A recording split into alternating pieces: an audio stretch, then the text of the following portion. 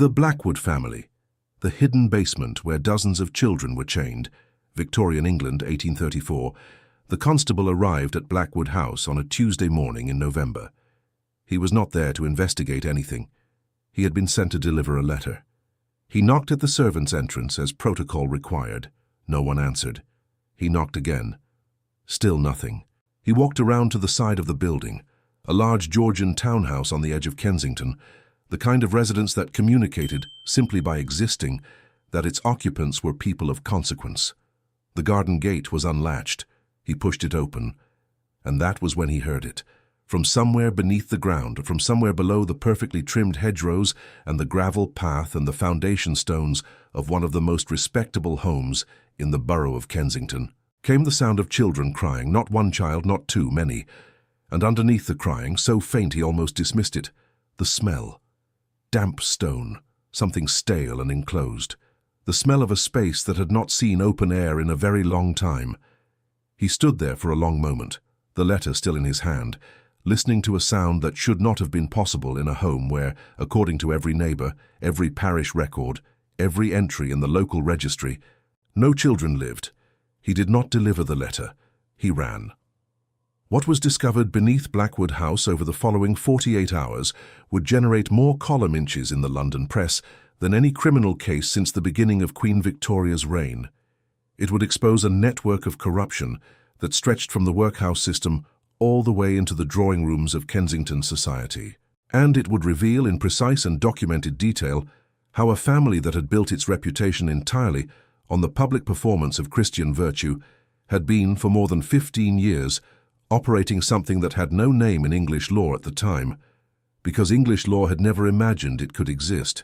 But to understand what the constable found that morning, you need to understand what England looked like in 1834, because the world that made the Blackwoods possible had been built very deliberately, piece by piece, by people who believed they were doing the right thing. The year 1834 was the year the Poor Law Amendment Act came into force. If you're not familiar with it, the Poor Law was the British government's solution to poverty. The idea was simple. Instead of allowing parishes to give money or food directly to the poor, all assistance would be channeled through a single institution, the workhouse. The workhouse was, in theory, a place where destitute people could receive shelter and food in exchange for work. In practice, it was designed to be so unpleasant that only the truly desperate would use it. The architects of the Poor Law were explicit about this. They called it the principle of less eligibility. Life inside the workhouse had to be worse than the life of the lowest-paid free labourer outside. Otherwise, in their view, people would have no incentive to support themselves. The consequences of this policy for children were catastrophic. When a family entered a workhouse, it was immediately separated. Husbands from wives, parents from children, children from siblings. The separation was not accidental. It was policy. Thousands of children found themselves alone inside these institutions, cut off from their families, with no one responsible for tracking their well-being, their whereabouts, or, in the worst cases, their continued existence. And this is exactly why no one noticed the children disappearing. This is the world into which Edward and Margaret Blackwood inserted themselves, and they did it with a precision that, in retrospect, can only be called methodical. Edward Blackwood had made his money in shipping, specifically in the importation of raw cotton from American plantations through the port of Liverpool. By 1819, when he married Margaret Ashford, the daughter of a Gloucestershire rector, he had already accumulated enough capital to purchase a substantial property in Kensington and to establish himself, with relative ease, among the respectable professional classes of London society. Margaret Blackwood was, by all surviving accounts, a woman of exceptional social intelligence. She understood, with a clarity that most of her contemporaries lacked, that in Victorian England a woman's influence was entirely dependent on her reputation. And reputation, in 1834, was built on three pillars: church attendance, charitable activity, and the appearance of domestic virtue. Margaret Blackwood had all three in abundance. She was a prominent member of her parish church. She sat on two separate charitable committees. She was known in her neighbourhood for the quality of her dinner parties, the elegance of her dress, and the warmth of her manner with servants, tradespeople, and social inferiors of every kind. She was also known for something else, her work with orphaned children. Before I tell you what that work actually was, subscribe if you haven't already, because this story gets worse. The story Margaret Blackwood told, the story she had been telling with minor variations since approximately 1819, was this. She had always wanted children. God, in his wisdom, had not seen fit to grant her any of her own. And so she had turned her maternal instincts toward the most vulnerable children she could find, the orphans and foundlings who passed through London's workhouses and charitable institutions, children who had no one to advocate for them, no one to speak their names, no one to notice if they disappeared. She took them in, she said, temporarily, while she arranged more permanent placements with suitable families. The arrangement was informal, as most charitable work was at the time. There were no licensing requirements for people who took in orphaned children. There was no government oversight. There were no inspections. Margaret Blackwood visited the Kensington workhouse regularly. She was well known to the master of the institution, a man named Griggs, who found her a convenient solution to the problem of children for whom no parish placement could be found. She paid a small fee for each child she took, officially described as a donation to the workhouse fund. She signed a receipt. She left with the child. No one followed up. No one ever followed up. The first child Margaret Blackwood collected from Kensington Workhouse was a boy of approximately 7 years old, recorded in the workhouse register only as Thomas, no surname known, delivered by parish of St. Mary Abbots, October 1819. Thomas was the first. He was not the last.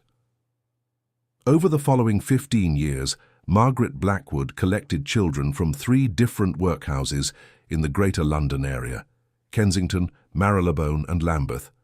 She collected them singly at intervals of several weeks, never in groups that might attract attention. She always paid her donation. She always signed her receipt.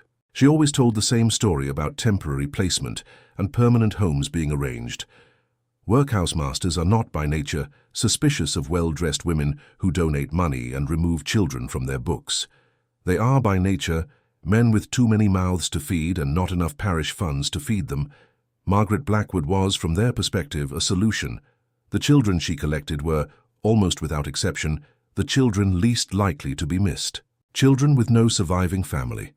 Children whose parents had died in the workhouse or been transported or simply vanished. Children whose names were uncertain and whose ages were approximate and whose existence in any official record was so thin that if you removed one entry from one register, the thread connecting them to the world of the living was effectively cut. She chose them carefully. She had been choosing carefully for 15 years.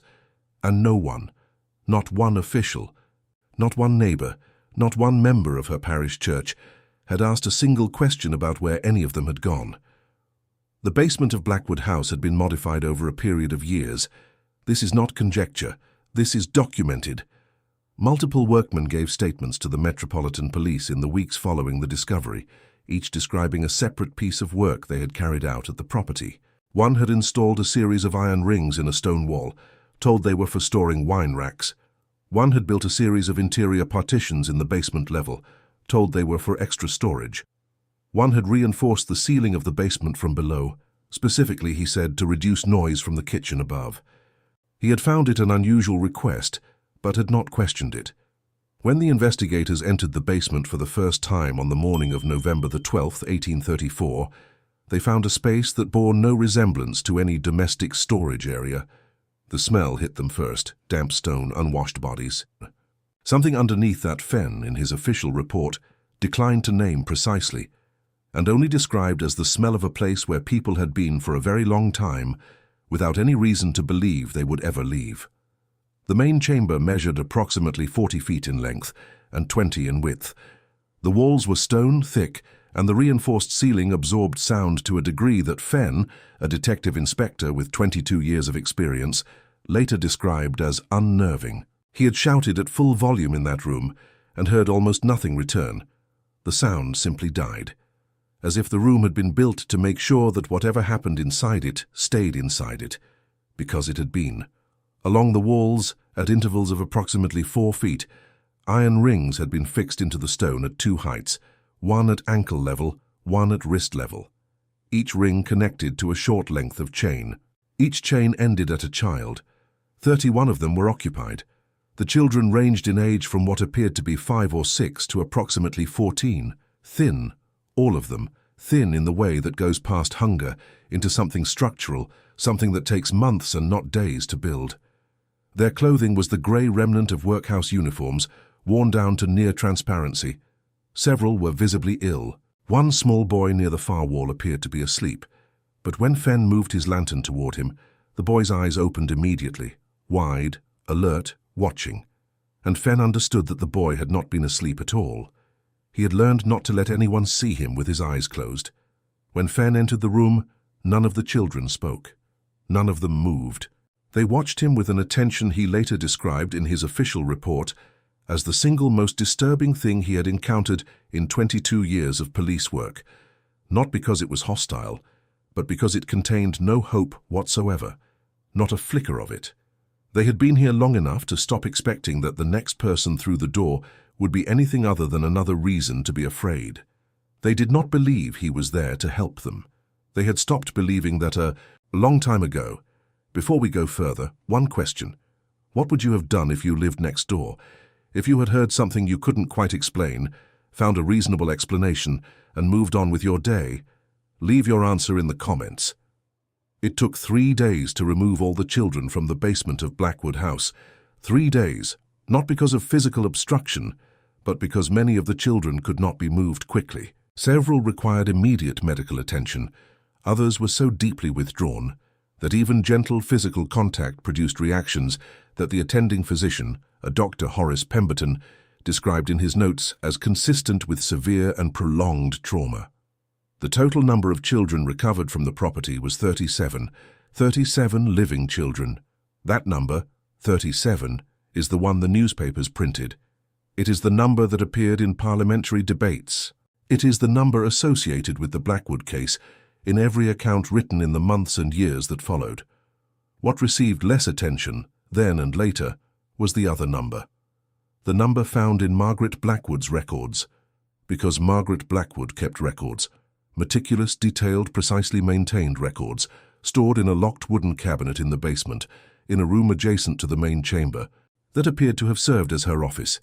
The records showed that 59 children had passed through Blackwood House since 1819. 59, 37 were recovered alive. The remaining 22 were not found in the basement.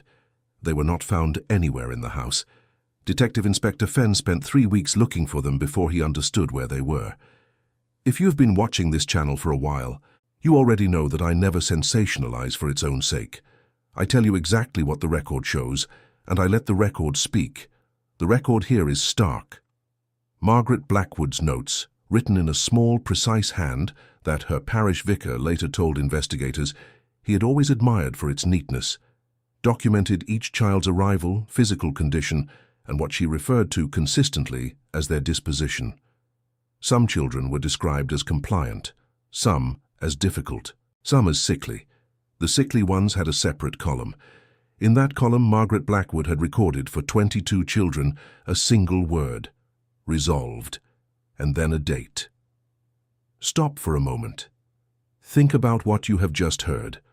Not a monster from a Gothic novel, not a figure from mythology, a woman who attended church every Sunday, a woman whose neighbors described her as kind, a woman who sat on charitable committees and donated money to workhouse funds and was known throughout the borough of Kensington as a person of unusual compassion for society's most vulnerable. That woman used the word resolved to describe the death of a child in her care. And then she filed the record neatly in a locked cabinet and went upstairs for dinner. If this word, resolved, just stopped you cold, hit the like button. Because it should. The investigation that followed the initial discovery at Blackwood House was unlike anything the Metropolitan Police had previously conducted.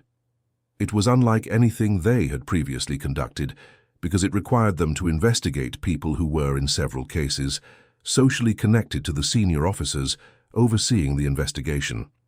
This is not speculation. Detective Inspector Fenn documented it in a private journal, not his official reports, that was discovered among his personal papers after his death in 1871 and donated to the Metropolitan Police Archive by his daughter in 1902. The journal was not declassified until 1951. Fenn wrote in an entry dated 3 weeks after the initial discovery, "I have been advised informally by a person whose name I will not record here, that certain individuals connected to this case hold positions that make their public prosecution inadvisable. I have been told that the public interest is better served by discretion than by exposure. I have been told this twice. I expect I will be told it again." The mechanism by which institutional pressure operates in these cases is worth understanding, because it is not, then or now, a matter of explicit conspiracy. No one sent Detective Inspector Fenn a letter telling him to look away. No one threatened him directly, at least not in any form he could have documented. What happened instead was subtler and, in its own way, more effective. Lines of inquiry were described as difficult to pursue productively. Witnesses became unavailable, then available but unable to recall, then available with memories that contradicted each other in ways that would be catastrophic in court. Files relating to workhouse transfers were discovered to have been misfiled. None of this was enough to stop the investigation. All of it together was enough to ensure that the eventual prosecution would be as narrow as possible, focused on Margaret Blackwood alone, insulated from the broader questions her case raised about who else had known, who else had benefited, and who else had looked away. He was. The pressure on the investigation came from multiple directions. The workhouse masters who had transferred children to Margaret Blackwood, at least 3 of them across 3 institutions, had accepted payments that were not recorded in official accounts. If those payments came to light in court, the implications for the workhouse system itself, already under significant political pressure in the first months of the Poor Law's implementation, would be, in the words of one senior Poor Law commissioner, deeply inconvenient. 2 members of Margaret Blackwood's charitable committee were the wives of members of Parliament. The rector of her parish church had accepted a substantial private donation from Edward Blackwood the previous year for the restoration of the church's east window. The network of protection around the Blackwoods was not organized. It did not need to be organized. It was simply the natural consequence of 15 years of careful, deliberate social investment. Margaret Blackwood had not built her reputation as a shield against investigation by accident.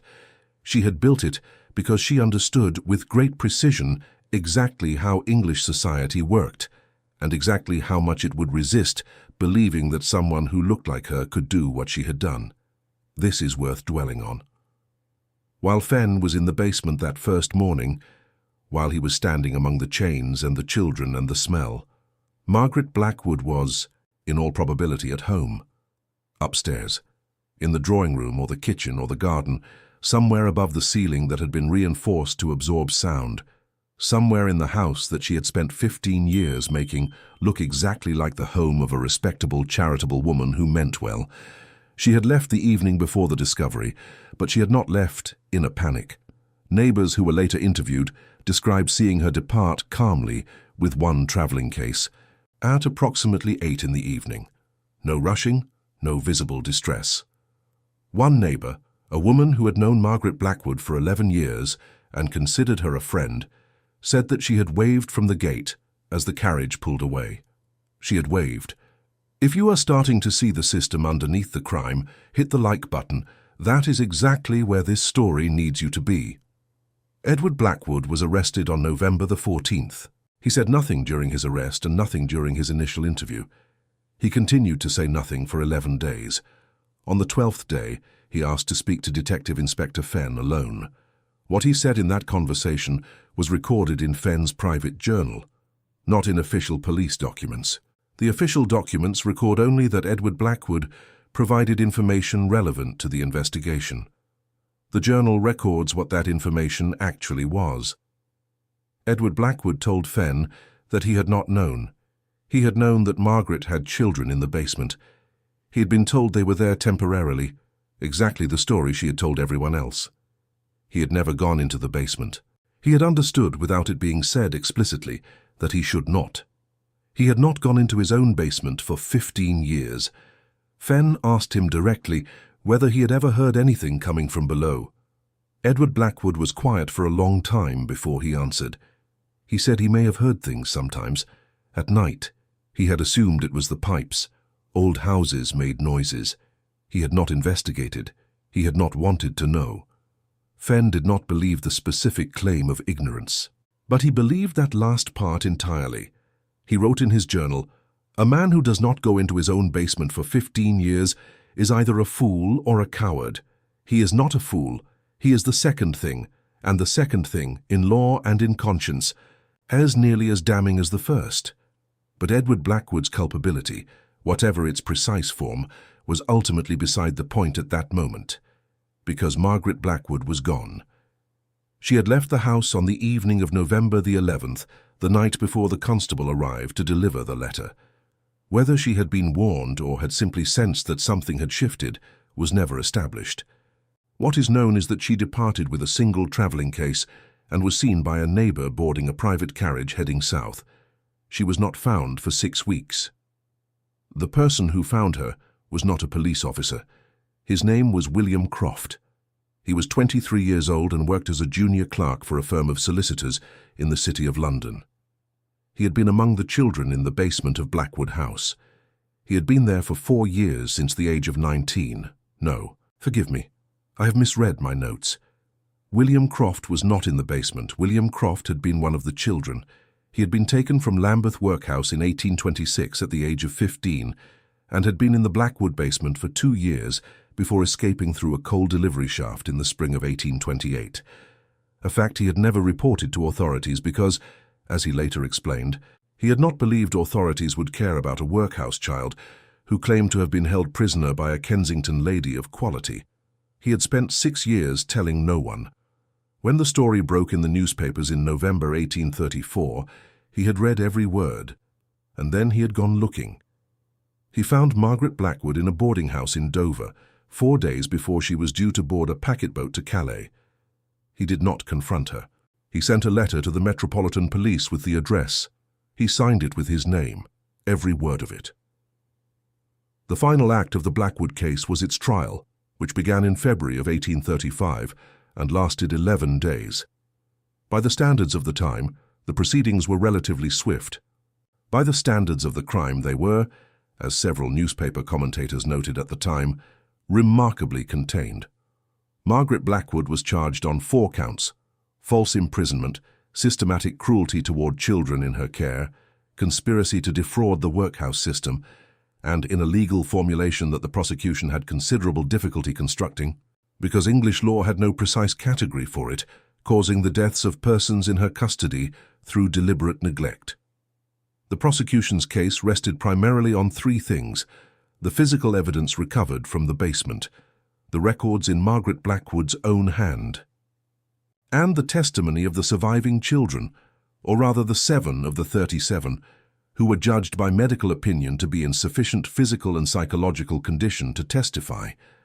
The defense argued at length that Margaret Blackwood had acted throughout from charitable motives, that her methods, however misguided, had been driven by a sincere desire to provide for children whom the state had abandoned.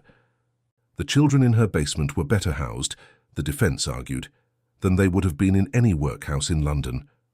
The jury took 4 hours to return a verdict of guilty on all counts. Margaret Blackwood received a sentence of transportation to Australia for life, the maximum penalty available under the relevant statutes, plus 12 years imprisonment to be served prior to transportation. She died in Newgate Prison in 1841. The cause of death was recorded as fever. She was 52 years old. Edward Blackwood was convicted of conspiracy and sentenced to 7 years imprisonment. He served 4. He died in Margate in 1849, where he had retired after his release. His obituary in a local paper described him as a retired shipping merchant and noted that he had been a generous supporter of several local charitable causes. Of the 37 children recovered from Blackwood House, the medical records, compiled by Dr. Pemberton over a period of several months, paint a picture of systematic damage that took years, in most cases, to begin to repair. malnutrition in every case, respiratory illness in 22, dental damage consistent with vitamin deficiency in 31. Psychological effects that Pemberton, working in a period before any formal framework for understanding trauma, described simply as severe disturbance of the normal faculties, which is to say, children who could not speak, could not eat in the presence of others, could not tolerate being touched, could not sleep in darkness, could not sleep in light, could not be in a room with a closed door, could not be in a room with an open door. The damage done in a basement in Kensington, over 15 years, to children who had already lost everything. It did not end when the chains were removed. Dr. Pemberton continued to see several of the children for years after the initial recovery. His case notes, which survive in partial form at the Wellcome Collection in London, trace the slow and uneven process by which people who have been systematically stripped of autonomy, trust, and physical safety attempt to rebuild something resembling a functional life. What he documented, without the language to name it precisely, because the language did not yet exist, was what we now understand as complex trauma in childhood. The hypervigilance, the inability to form attachments without simultaneously preparing for their rupture, the physical symptoms that have no physical cause, the dreams. Some made remarkable recoveries, others did not. Some fell entirely out of the record, no follow-up, no outcome, no trace. They lived and died without leaving a mark on any document that has survived. Pemberton wrote, in the final entry of his case notes relating to the Blackwood children, dated December 1847, "I do not know how to calculate what was taken from these people. I only know that whatever it was taken before they were old enough to understand that they possessed it. That is the thing I find impossible to set aside." It did not end for a long time. What happened to them? Some were claimed by distant relatives who had not known they were missing. Some were placed with families through the parish system, the same system that had failed them the first time, now under slightly more scrutiny than before. A few were placed with individuals who had come forward specifically after the trial, people who had read the accounts and wanted to do something.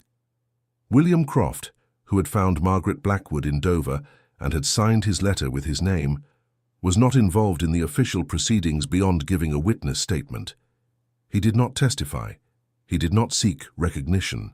He returned to his work as a solicitor's clerk, and over the following decade, gradually built a practice of his own, specializing in matters relating to the protection of children in institutional care. He was involved in drafting the language of the first parliamentary motion, unsuccessful in 1841, partially successful in 1848, that would eventually lead to the Infant Life Protection Act of 1872. He died in 1891. His name does not appear in most histories of child welfare legislation. It appears in Fenn's private journal once in a note written in 1860. "Saw Croft at his offices today. He has built something worth having. The work continues." The work, for a long time, continued quietly. What Croft understood, and what the parliamentary reformers who came after him eventually understood, was that the Blackwood case was not an aberration. It was not a unique and unrepeatable crime committed by an exceptional monster in an otherwise functional system. It was a demonstration of exactly what the system permitted when no one was required to check. Do you think the same door is still open somewhere, right now in a different form? Leave your answer below. The workhouses had no obligation to track children after transfer. The charitable sector had no licensing, no inspection, no accountability. The law had no language for what Margaret Blackwood had done, because the law had not imagined that the charitable sector, the domain of respectable women in good parishes, was a place where such imagination was necessary. She had not broken through the system's defenses. She had walked through a door that the system had left wide open, on the assumption that the kind of person who used that door would never abuse it. This is why the Blackwood case matters beyond its own horror. It is a case study in what happens when protective systems are designed with only good faith actors in mind. The architects of the poor law, whatever their other failures, did not sit down and design a mechanism for child trafficking. They designed a mechanism for poverty management, and they assumed, without stating it, without examining it, without building any check against its failure, that the charitable women of England's respectable parishes were, without exception, exactly what they appeared to be. Margaret Blackwood was a direct consequence of that assumption, not an accident, a consequence. The work, for a long time, continued quietly. The case was reported extensively in 1834 and 1835. It was debated in Parliament twice. It generated genuine public horror and genuine public pressure for reform. And then, as cases do, it receded. The newspapers found other stories. Parliament found other business. The institutional memory of the workhouse system, which had survived the scandal with its basic structure intact, developed, in the way institutions do, a selective amnesia about its own culpability. The case is not taught in schools. It does not appear in standard histories of Victorian England. The name Blackwood, in the context of the events of November 1834, is almost entirely absent from the public record. That absence is not accidental. There is one more thing. While some details of this case remain subject to historical debate, the core of what follows is drawn from documented sources, including one record that no one who read it ever forgot. Among the records in Margaret Blackwood's locked cabinet, alongside the intake logs, the donation receipts, the correspondence with workhouse masters, investigators found a ledger, not a financial ledger, a different kind of record.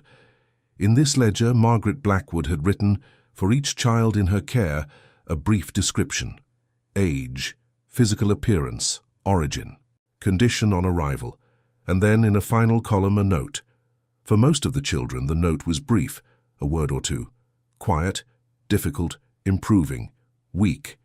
For one child, a girl of approximately 8 years, recorded as arriving in March of 1831, origin listed as Marylebone, no family known, the note was longer than any of the others. It read, "Remarkable intelligence, watches everything, remembers everything.